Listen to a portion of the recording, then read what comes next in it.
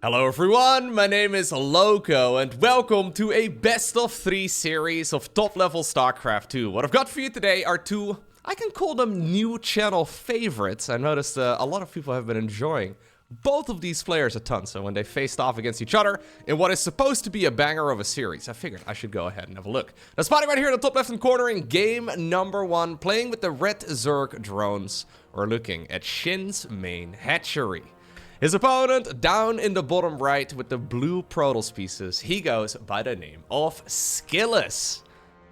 Both of these players have been powering up over the last couple of months, and in my mind, they chose a bit of a curious time to go ahead and do so. Basically, after all of the premier tournaments wrapped up and most, well, StarCraft 2 pro gamers took a little bit of a break, or at least they're like taking the game a bit more casually until new events are announced, these two decided to, well, basically play better StarCraft than they have in quite a long time. I mean, obviously, SHIN, previously known as Ragnarok, he's been really good for a long time, so maybe that's not entirely fair. And you can really say the same thing as well for Skillous. Skillous has been on a roll for the last couple of years, but they do seem to have reached new heights. So I'm excited to find out exactly what ended up going down between these two.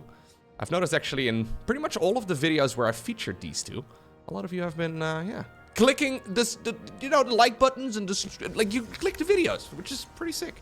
Actually, so far in 2025, the videos seem to be on a bit of a roll.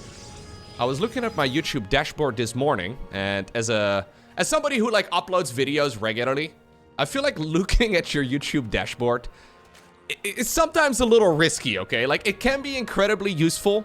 Looking at the data, looking at the numbers, it can be very nice, but it can also be a little bit demoralizing, because sometimes you upload a video that you think is really good, and then it turns out it got, like, compared to most of the videos you upload, very few views. So I try to not look at the numbers all too much, but one of the videos I uploaded, one of the very first videos I uploaded this year, as of me casting this, is already at 200,000 views, which, you know, by the time I guess this is up on YouTube, maybe if it keeps rolling like that, it seems to have gone a little viral.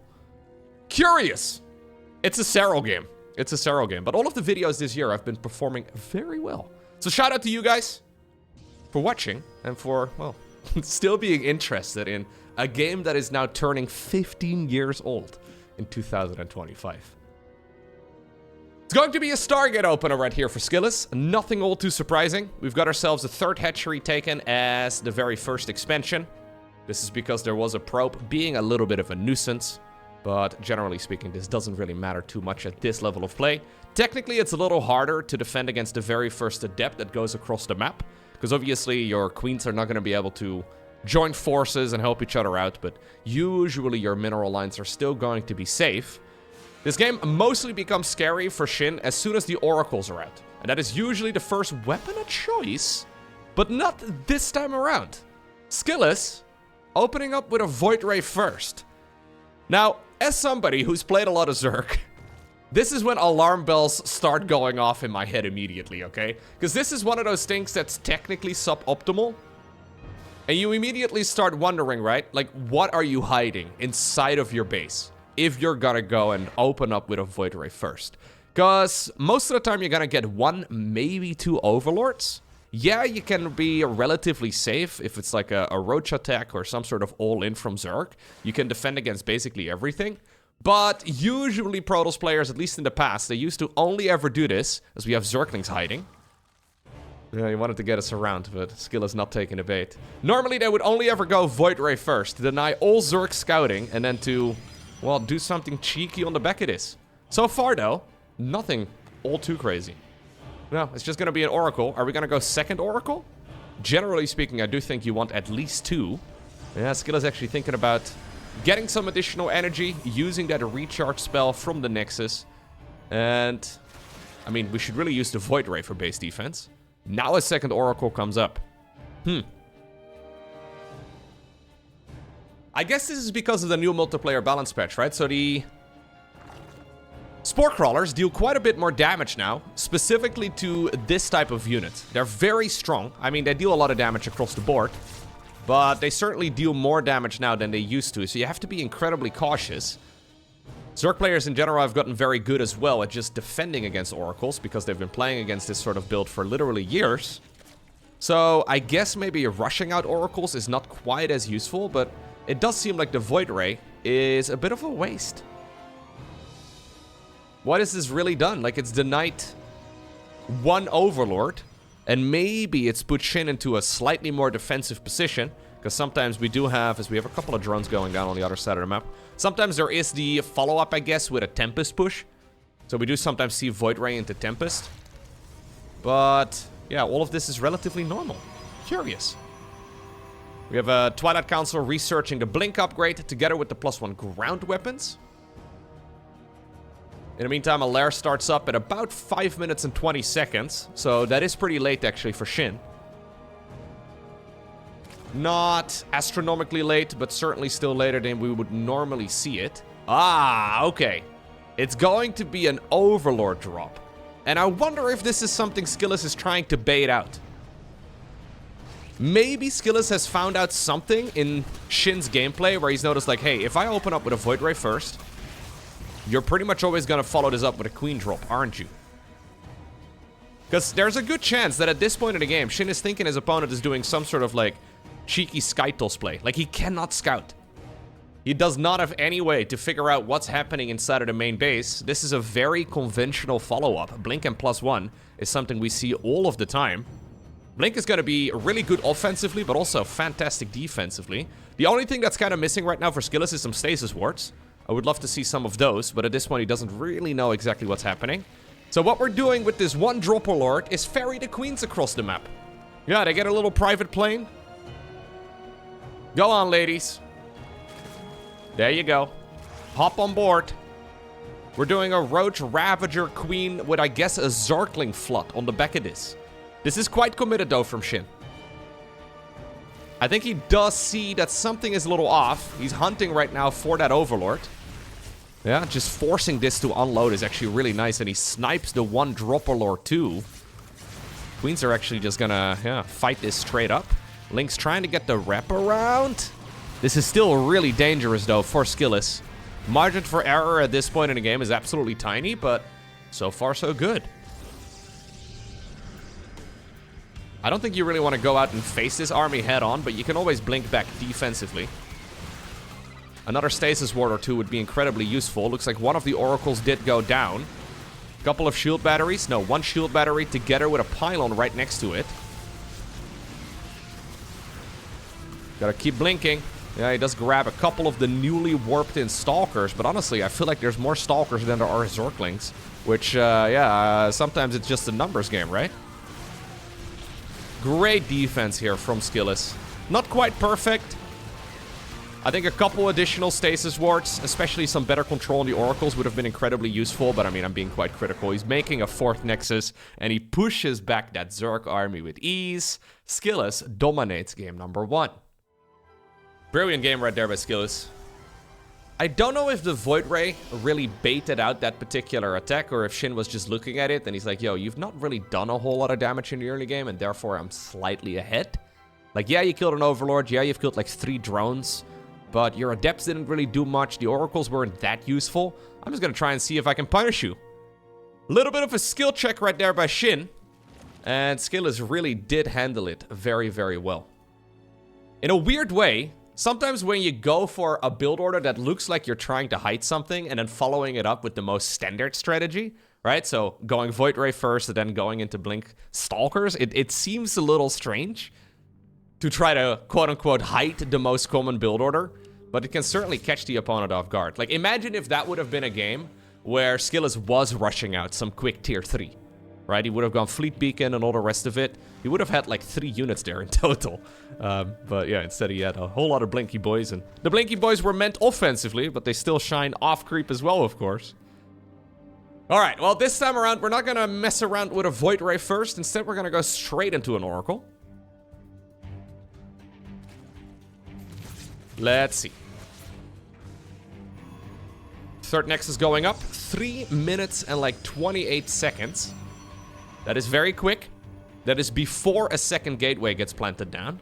Meaning that Skillous is technically in a bit of a vulnerable spot, but he closes the door behind him. Man, there's really no Zerglings available at this point in the game anyways. The thing about that is, of course, SHIN could counter this. but he would have to make Zerglings before knowing that the opponent would go for such a quick third Nexus. It's one of those plays that is technically a little risky, but because of the way that the meta in StarCraft 2 is played, you can usually get away with it until you start doing it every game. Then players will start hard countering it and you will just straight up lose. It's like a 10-second vulnerability right there for Skillous that will work like 98% of the time. Unless you do it too frequently, then it will work never. There's a lot of that in StarCraft. It's a relatively delicate play, but always nice to see. Robo Facility right now on the back of this together with a Twilight Council, so no Forge yet. We'll have to keep an eye out on exactly what the plan is. What are we gonna research? Nothing! Hello? Skillous? Skillous! Yo, can somebody... Jimmy, go poke Skillous! He finished it. He finished his Twilight Council like a minute ago. No, poke him! Okay, we're doing nothing. Oh, we're going Templar Archives. That's why. Alright. That explains why we went for a Robo Facility as well. The idea is to go for what seems to be an Archon push. I guess just a good old Archon drop follow-up. Still a little funky, though. No Forge. No Storm. No... Blink. No Charge. You could at the very least go Charge here.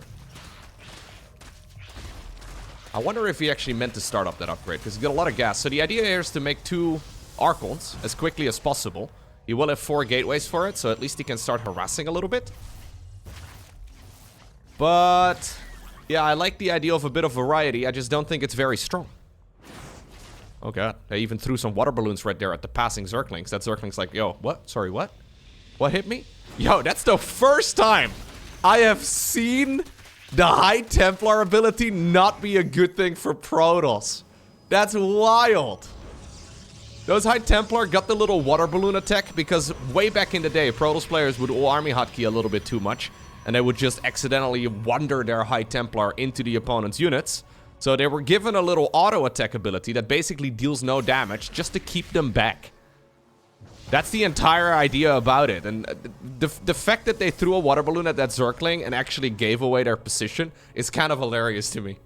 Yeah, now we go Charge, but that should have been started a while ago. Lucky here for Skillous, he did make the decision, just barely in the nick of time, to get that Archon back home. Archons have like 10 HP. Yeah, 10 HP and 350 shields. So this Archon being 1 hit away from death is incredibly important. Because if you would have lost that Archon, I would have hated everything about this game. For Skillous. Now, SHIN is still thinking, yo, buddy, what are you doing right now? Are we memeing? Like, what are we going for here? He decides to go for Zerglings and then straight into a Spire as well. Couple Templar being a little overly ambitious, forcing in the Archon. So that means less energy for Storms. And ultimately, Mutas are going to be incredibly powerful here. He needs to see that Spire. It's right over here. It does not see it. He throws the Revelation down in a natural expansion. I mean, to be fair, this can all be fine for Skillous. It's just that I'm a little afraid we are about to witness an entire mineral line disappear. Although I say that, right as the Spire is about to finish up, SHIN, strangely enough, morphs in a big round of Ravagers. Maybe he's thinking there's an imminent all-in, and he might just be onto something here, but I don't think this is really as committed as SHIN believes it to be. This is one of those things, right, where you play a weird game, when you go for a funky strategy, your opponent may just completely misread you. Yeah, I think SHIN believes that he's just about to be all-in. And I mean, he might be onto something in a little bit, but it's not moving across the map just yet. Okay, so that does mean that the Mutas are actually relatively delayed. These are by no means the fastest Mutalisks. It's only 6 of them, so he's gonna go Ravagerling Bane on the back of this. Infestation Pit right now coming up as well, so he can go into the Hive. Misrallied Nexus. We should really be repositioning that. No! Don't do... No!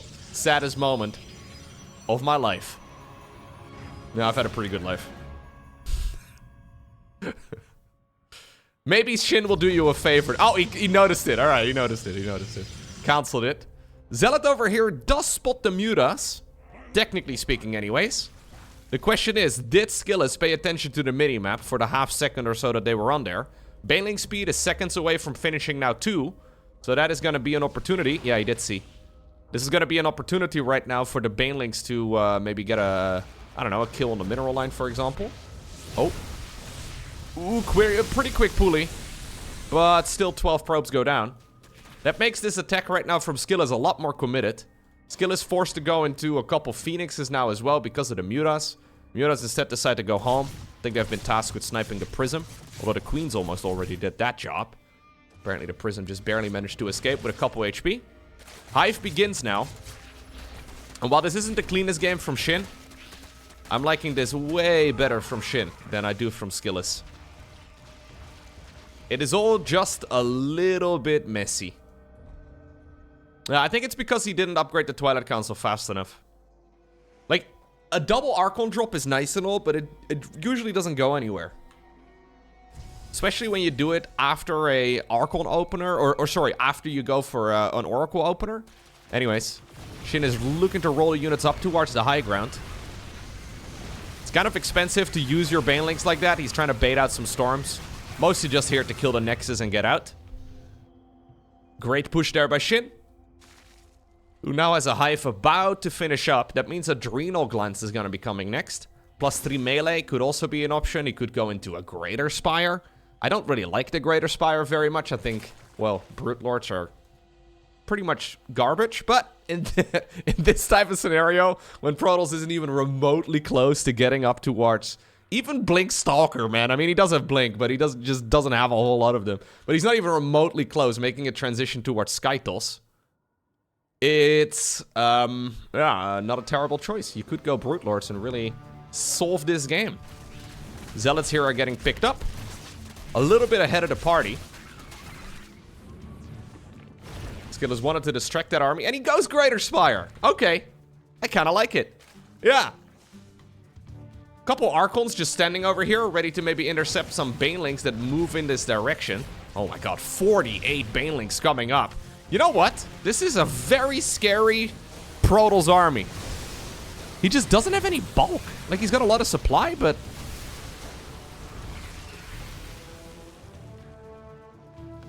It does take more than 20 Banelings, by the way, to kill one Archon. What? The High Templar move forward? This is not Skillous' game. Now, I've seen Skillous play some brilliant StarCraft over the last couple of weeks. This is, yeah, this is not it. These are not the type of mistakes that you, yeah, can really get away with against the top-tier Zerg. Game number 1, Skillous was playing a near-perfect game. Game number 2, Skillous decided to take a little bit of a nap. Okay, maybe that's mean, but... This is the type of stuff that happens, even at a very high level. I think if you make, like, maybe 8 Brute Lords or so, you win the game. Like, there's not much you can really do. I mean, Brute Lords with some Roaches and Zerglings on the ground, Skillous just doesn't really have anything against it. We're now 12 minutes, 12 and a half minutes into the game. Main expansion. I mean, this is the first expansion over here, but the main base is running out. The natural is starting to run low. And since the start base was taken super early, I mean, it's still fine for now, but it will start running very low as well. Most of these skinny mineral fields have only like 100 minerals. One of them already ran out. Yeah, most of them are already starting to run out, meaning that he really desperately needs another expansion. Now Corruptors are spotted. Why in the world would there be Corruptors? It is funny. He hasn't seen the Greater Spire, but I think it's the only thing that can really go through your mind right now as Skillous. He's only got 5 of them, by the way. I don't think I've seen any Brute Lords in 2025. It's almost sad. Like, Zerg late game in general is a little bit... he skips it! He skips the Brute Lord. He makes the Greater Spire, but decides, you know what? This is a way that I'm gonna lose the game. He goes Lurkers instead.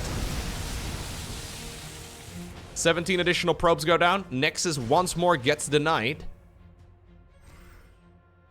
Yeah, if you're a fan of Brute Lords, if you're a fan of Ultras, early 2025 is not for you.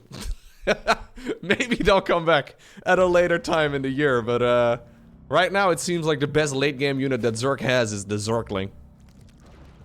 Like, unironically. It is SHIN's main weapon of choice. He's got Adrenal Glands. He's got himself the good old +3 finishing up as well. He does go Brutes. Okay, we have 5 Brutes. In the meantime, there's a big Zergling counterattack over at the 3rd base once more, too. Oh, careful. Oh, okay. Yeah, props to Skillous here for staying in the game, but I honestly wouldn't have blamed him. I mean, he still has a pretty good army. He just doesn't have good units, you know? Like, he has no economy. In the meantime, even the 3rd base, his only real source of income, has been destroyed. SHIN playing this very safely, but honestly, there's really no way out of this. Yeah. Skillous taps out. Game number 2 goes in favor of the Zerg. Next up, we find ourselves on Ley Lines. Final game in this best of 3 series.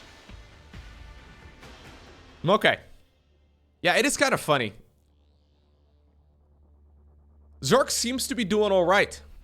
I've seen a lot of games where Zerg is winning. But across the board, I'm just not a really big fan of, well, especially the Brute Lord and especially the Ultra. I feel like both of the units are extremely specialized. If I want to be nice about it, I will call it extremely specialized. They're more or less, both of them in my mind, they're more or less in different situations the win more unit. Like, if you're very far ahead, the Ultra can sort of like force your opponent out of the game. When you're really, already winning the match, then the Brute Lord can sort of seal the deal. But rarely is there a situation in modern StarCraft 2 where, if the game is even remotely even, going one of those 2 units, it's just, I don't think it's the play. I would like to be proven wrong. Maybe there is a way to make them work, but in an even game, every time I've seen them made since the new multiplayer balance patch, they're just, yeah, it's just not it. Then again, Zerg is still winning though, so it seems to be that most of the games that Zerg wins are before the late game, so before they really need those tier 3 units in a, conventional situation anyways. I mean, obviously Lurkers are still an excellent tier 3 unit. I think we can call them tier 3, even though they technically come out at Lair Tech, but their upgrades are all Hive. And obviously, you also have the Viper that you can make at Hive Tech, very, very strong. Infestor's technically a unit that you can make at Lair Tech, but again, really a Hive Tech unit instead. You wouldn't really make 2 Infestors earlier on, it just doesn't really make that much sense. Most of the time in this matchup, we only really see Infestors coming out in really big numbers in the later stages of the game to try and, like, neural parasite the opponent's tier 3 units. That's obviously one of the advantages you can get as Zerg, right? Like, maybe you don't have the best army to make, but maybe you can just steal the opponent's army instead. Anyways, it's gonna be a Stargate opener once more. Oracle is ready to go in around the left side of the map. Trying to go for a cheeky little stasis. Oh. That almost looked like it was gonna work. And then it did nothing. In the meantime, though, a couple of the drones do go down over at the 3rd.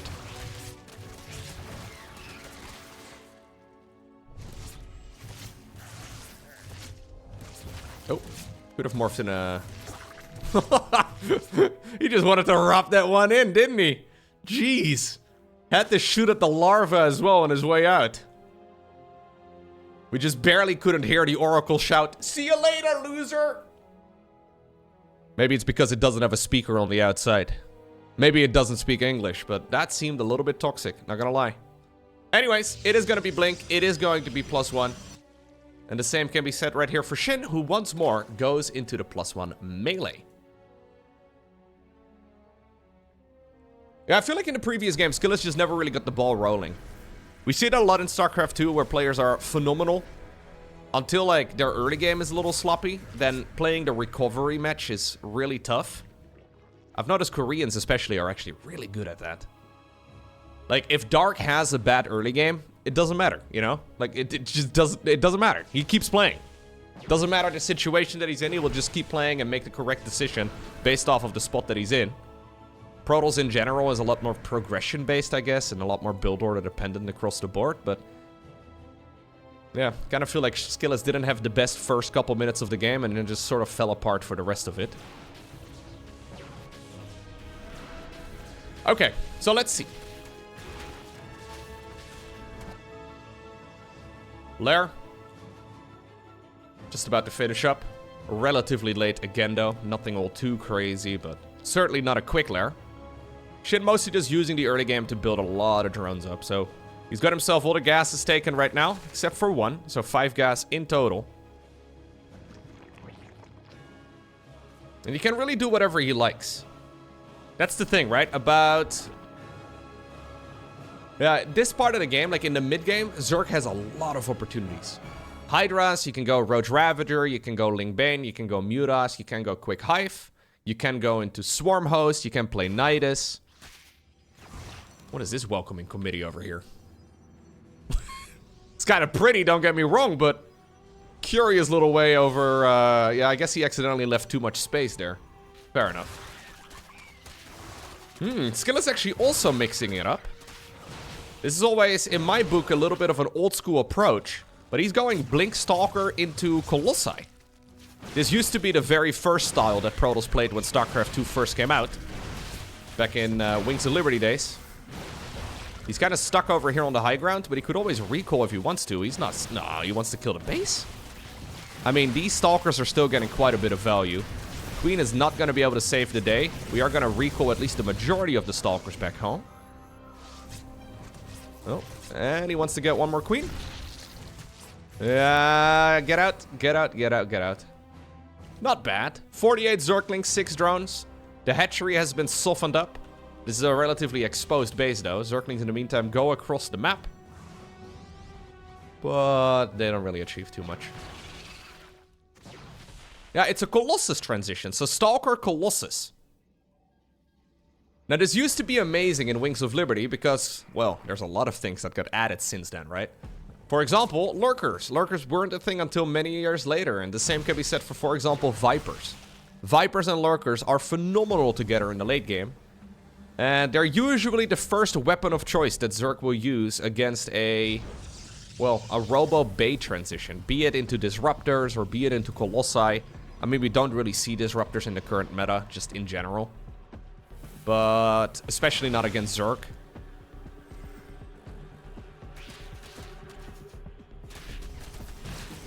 Oracle joining in. I don't think it's enough. No, he needs to cancel that. Rebuild the Nexus.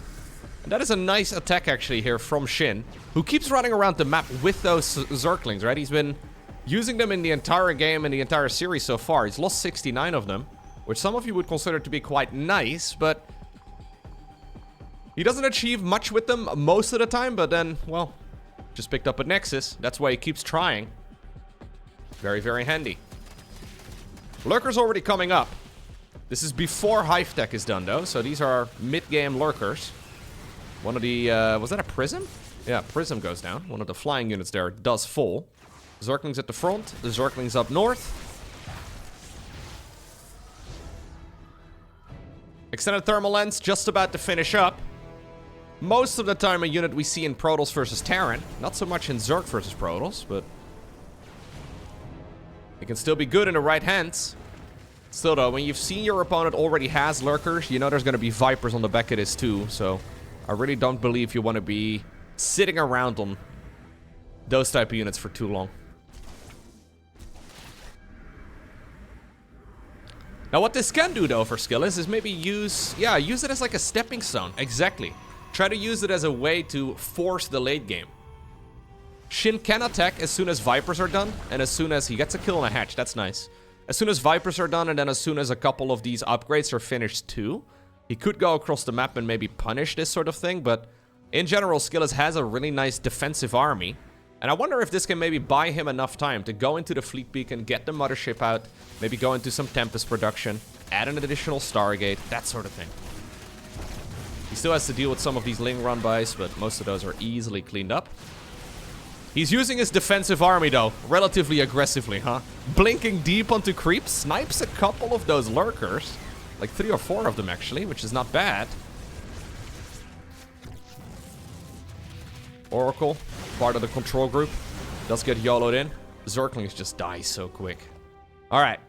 SHIN decides to now go into a Nidus network. Prism starts up. Mothership has been queued up. Psionic Storm is also being researched. We're gonna probably see a 5th Nexus in a moment. Looks like there was another kill actually on a hatchery down south. Maybe a cancel.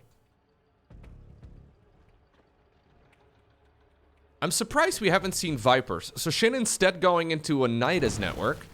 It could be really good. But I'm a little surprised he doesn't mix in at least a couple to get rid of those Colossi. Because Hydras and Zerglings get absolutely torn apart by this type of Protoss army. It's the Lurkers and the Vipers usually that make it a bit scary. +1 air weapon starts up. SHIN drones up to, yeah, 89 workers, I guess. So that means that we are very likely going to be seeing a late game. This does not look like a game where Zerg is trying to end it before Protoss gets out of control. Nidus were mostly used defensively here. Protoss is trying to see if it can maybe catch a couple of those reinforcing units. Does get a few of them here. Oracle is gonna get sniped. No more revelations, but there is an observer to take the detecting role over. Carrier coming up. Mothership should be out. Additional Stargates just about to finish. Lurkers decide to go back home. This Nexus is so important, though. You really do need that Nexus. In the meantime, there's a Nidus Worm in the back of the main base. This is the time where Skillous needs to start playing Nidus Whack-A-Mole. It's important to shut down those units before they really get going. And this one is probably gonna go up, but I don't know if there's enough. Yeah, he unloads a couple of Lurkers. Actually, it's more like 5 of them. I'm a bit surprised he decided to get rid of that many. Observer should already be on its way. In the meantime, the Colossus is moving underneath that Mothership. As long as there's detection, this should be relatively easily cleaned up. Yeah, not much you can really do. Looks like the Observer has made its way. Pylons are being targeted down together with the Stargate itself. I honestly don't mind that. 4 probes. And another Stargate. You know what? These Lurkers actually put in a lot more work than I thought they were going to.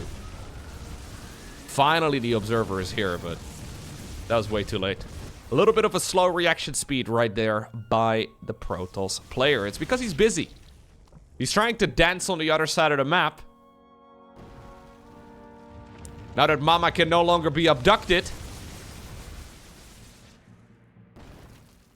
Protoss players have been moving it around the map like she can't die at all. I feel like there's a Yo Mama joke there somewhere.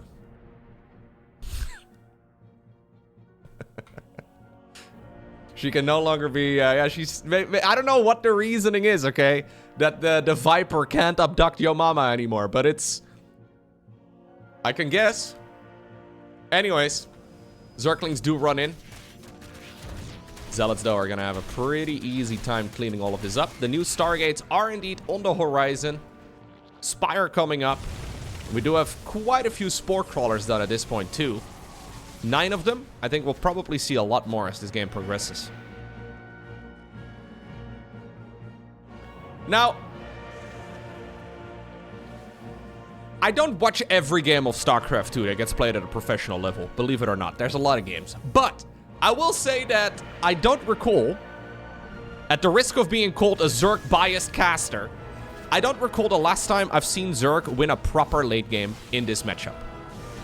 Ever since the new multiplayer balance patch, Protoss late game has been looking really strong.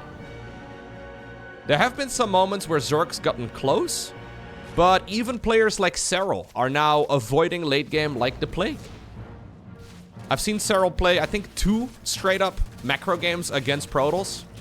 Once against Estrella, that series I casted, and then one more. I don't recall the opponent at the time.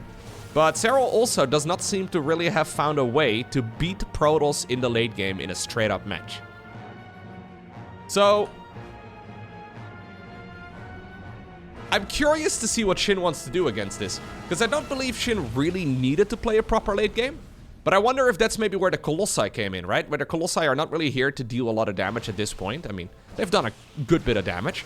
But I wonder if they're being used to mostly just force the Zerg to make a transition that then takes so much time for Zerg to deal with. So Protoss can, in the meantime, transition up towards the Skytol's army and get the mothership out and get that late game rolling. It would be kind of a cool role for a unit. I haven't seen a lot of Colossi play in general. I will say that the Nidus Worms have not been dealt with particularly efficiently. I think Skillous could be a lot more all on top of that, because those Niduses have been quite annoying to him, but... Anyways, we're gonna go into the Tempest upgrade. We're gonna get all of the other speed upgrade too, so this is the Observer speed, that is the Warp Prism speed. It's queued up, back to back in the Robo Bay. Tectonic Destabilizers is the Tempest damage upgrade against structures in particular. So these are all like, these are the late game shopping upgrades, okay? When you have some money in the late game, you know the game is gonna go the distance. These are the types of upgrades that you start going for, and... Well, SHIN is basically just turtling up on his side of the map. He's making a whole lot of Spore Crawlers, he's got a bunch of Lurkers set up, but he's practically... Yeah, impenetrable right now from the Protoss army. There's really not much that Skillous can do with his current unit composition.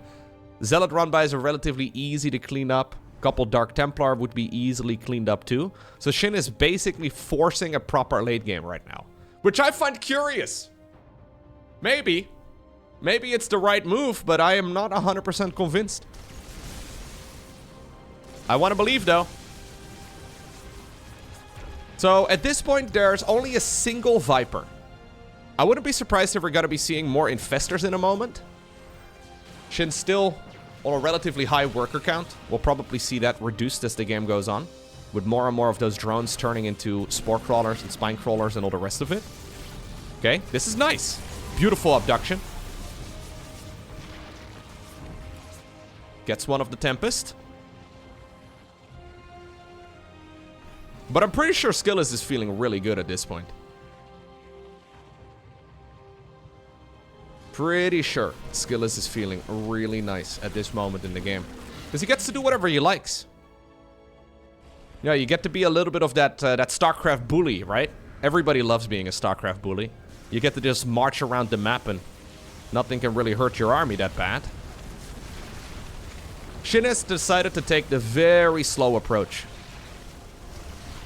So he's effectively just trying to take more bases as he can. This is a good snipe right here by Skillous. Yep, kills the hatch, gets out. Oh, good abduction again, though. He did get a feedback on it, but that was after the abduction ability was already cast.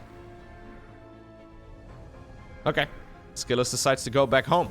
At this point, SHIN has more money than the Protoss. He's got a maxed out force. He's got good upgrades. He can make whatever unit composition he wants to make. I say at this point because we've actually seen Protoss players lately outgrow the Zerg economy in the late game. So in a weird way, like for a long time in this matchup, it used to be Zerg that was like marching around the map and looked pretty much, yeah, to be in control of the entire map, right? They could just take whatever base they wanted. Now it seems to be almost in reverse. So as soon as Skillous is done building up his static defense and he has those expansions that he needs secured, he will start stacking up a lot of cash. These abductions are really good. Yeah, I think we could see a lot more feedbacks. So feedback, of course, outranges Viper's abduction. It has one more range than... Ooh, wow. He just goes in, gets a couple storms, but this is good by SHIN.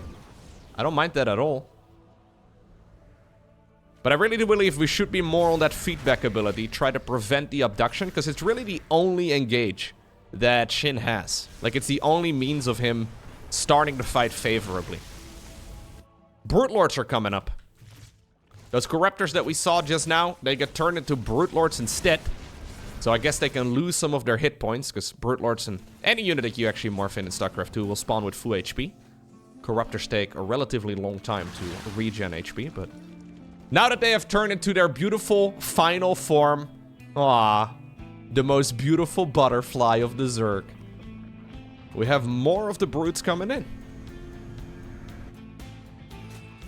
Corruptors, though, also on the back of this. Double upgrading on those Spire units is awesome. Immortal's already waiting. He was maybe anticipating like an Ultralisk transition or something like that. If you have absolutely no... if you have no immortals against an ultra transition, you're in a world of trouble. Okay. So, economically speaking, both players have the same amount of bases, right? So we have 1, 2, 3, 4, 5, 6, 7. Yes, 1, 2, 3, 4, 5, 6. Yeah, we have 7 bases for both players. Meaning that economically speaking, both players should have a similar amount of money here. Similar amount of income. This is where the Brute Lords can suddenly hurt, though. But we do have 5 Tempest, and 5 Tempest is enough to one-shot those units. So as long as they're on point, there we go. Yep, that's one of the butterflies getting sniped out of the sky. 5 Tempest is so nice, man. When you have 5 Tempest like that, you can just boom. I think we should boom a little bit more frequently. That's what she... No. I think it could have killed at least another Brute Lord or 2. Oracle a little overly ambitious. Here come the Infestors as well. Great movement here by SHIN. Maybe a bit of a misplay by Skillous, but a lot of that is also forced by the Zerg player. Some big fungal growths. Only in StarCraft is that considered to be a positive thing. If you go to the doctor to complain about your fungal growth, it's not a... Anyways, he's gonna be able to kill the Nexus. Lovely movement here by SHIN, actually. Really well done. We have +3, +2, +3, +2. We have a little bit of everything. So it's Brute Lord, Infestor, Viper, Corruptor.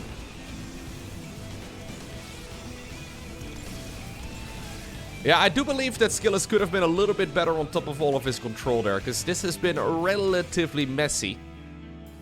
He does maintain a good standing army, though, and it's not like his economy really has been hurt that much. Like, yeah, he lost a bunch of workers throughout this game, but we're also kind of at the point in the match where you don't really want that many workers anymore anyways.